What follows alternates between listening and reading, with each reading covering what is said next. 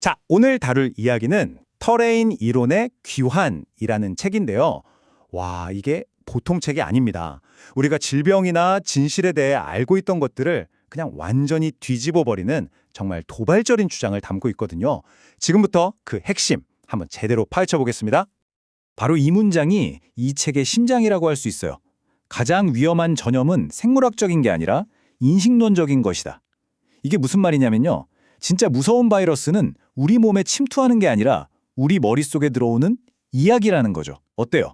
우리가 철석같이 믿어온 의학 상식이 사실은 누군가 만든 거대한 이야기일 수도 있다니. 모든 논의는 바로 여기서부터 시작됩니다. 네, 맞습니다. 그러니까 이 책의 주장은 지난 한 세기 넘게 단 하나의 이야기가 현대 의학 전체를 그리고 우리의 생각을 지배해 왔다는 거예요. 도대체 그게 어떤 이야기일까요? 그리고 그 이야기는 대체 어떻게 우리의 건강에 대한 생각까지 통제할 수 있었을까요? 자, 지금부터 그 주장을 한번 차근차근 따라가 보시죠. 첫 번째 파트입니다. 바로 아이디어의 전염이죠. 여기서는요, 어떻게 하나의 아이디어가 마치 바이러스처럼 확 퍼져서 우리 사회 전체의 생각을 지배하게 되는지 그 작동 원리를 들여다볼 겁니다. 이 부분이 정말 흥미롭습니다. 저자는 보이지 않는 외부의 적이라는 개념이 사실은 공포와 의존을 통해서 이득을 보는 어떤 시스템에게는 정말 완벽한 도구가 됐다고 말해요. 생각해보세요. 우리를 위협하는 외부의 적이 있다고 하면 우리는 자연스럽게 우리를 지켜줄 누군가에게 의존하게 되잖아요. 바로 그 지점을 파고들었다는 거죠. 자, 이제 논의의 진짜 핵심으로 한번 들어가 보겠습니다. 이 책의 저자가 현대의학을 완전히 사로잡아버린 아주 강력한 주문이라고 표현하는 게 있거든요. 바로 세균 이론입니다.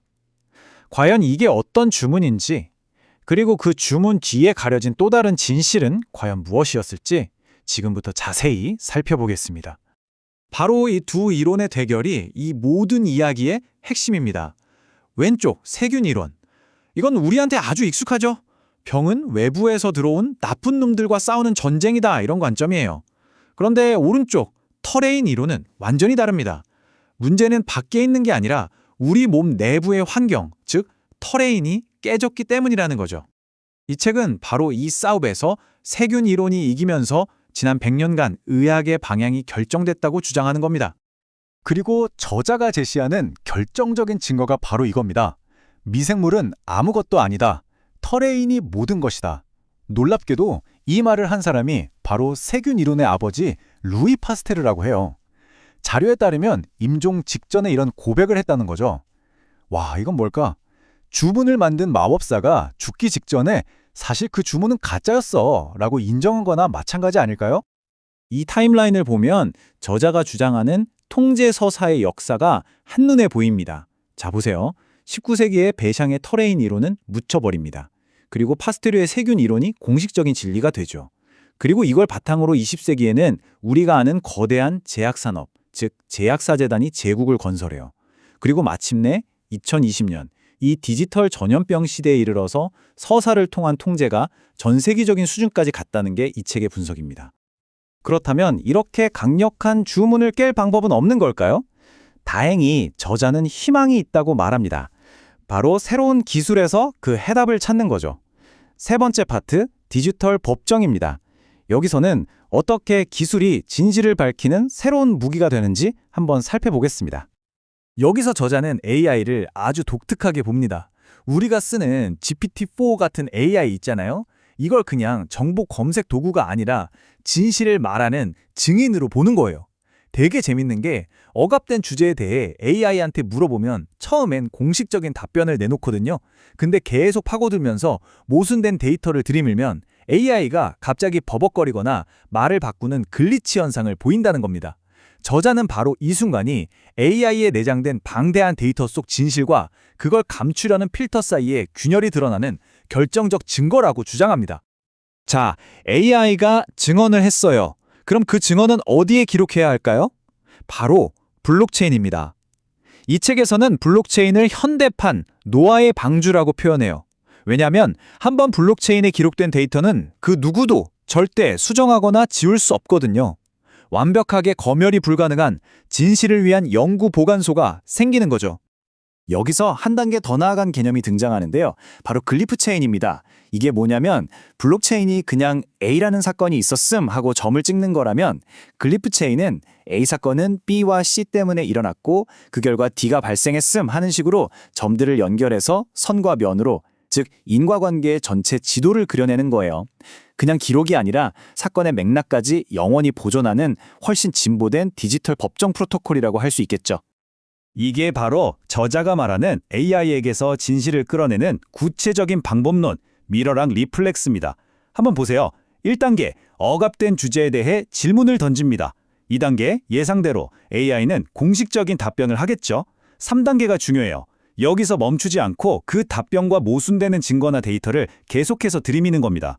그러면 마침내 4단계, AI가 버벅거리면서 글리치를 일으키고 데이터와 필터 사이의 균열, 즉 숨겨진 진실의 조각을 드러내는 그 순간에 포착할 수 있다는 거죠. 자, 지금까지 문제점이 뭔지, 그리고 그걸 어떻게 기술로 해결할 수 있는지 살펴봤습니다. 그럼 이 모든 게 합쳐졌을 때 과연 어떤 세상이 펼쳐질까요? 드디어 마지막 파트입니다. 바로 주권적 터레인의 각성. 인류가 마침내 되찾게 될 새로운 현실에 대한 이야기입니다. 다시 우리가 다루고 있는 바로 이 책, 터레인 이론의 귀환의 표지입니다. 이 책이 주장하는 바가 여기에 다 담겨 있어요. 바로 통제에 기반한 기존의 패러다임이 절대 지울 수 없는 불변의 진실 앞에서 어떻게 무너져 내리고 있는지를 말이죠. 저자는 이런 기술적인 각성을 통해 우리가 되찾게 될 본래의 상태를 주권적 신체라고 부릅니다. 이게 무슨 말이냐면요. 우리 몸은 그냥 기계가 아니라는 거예요. 살아있는 원장처럼 모든 신호와 진실을 스스로 기록하고요. 외부에서 주입된 프로그램이 아니라 내면의 공명을 통해 현실을 느낀다는 거죠. 그러니까 거짓된 이야기, 조화롭지 않은 코드에는 자연스럽게 면역이 되고 그걸 스스로 거부하게 된다는 겁니다. 이 책의 전체 구조를 저자는 4악장짜리 교양곡에 비유합니다. 정말 멋진 비유죠? 한번 보세요. 1악장 주문에서는 어떻게 통제 시스템이 만들어졌는지를 보여주고요. 2악장 계시에서는 AI와 블록체인이 등장해서 그 주문을 폭로하기 시작합니다. 3악장 프렌식에서는 새로운 기술로 증거들을 낱낱이 파헤치고 마침내 4악장 수복에서 낡은 모델이 무너지고 주권적 현실이 다시 깨어나는 장엄한 피날레로 향하는 거죠. 결국 이 책이 말하고자 하는 핵심은 바로 이겁니다. 우리는 지금 진실을 확인하는 방식 자체가 근본적으로 바뀌는 시대에 살고 있다는 거예요.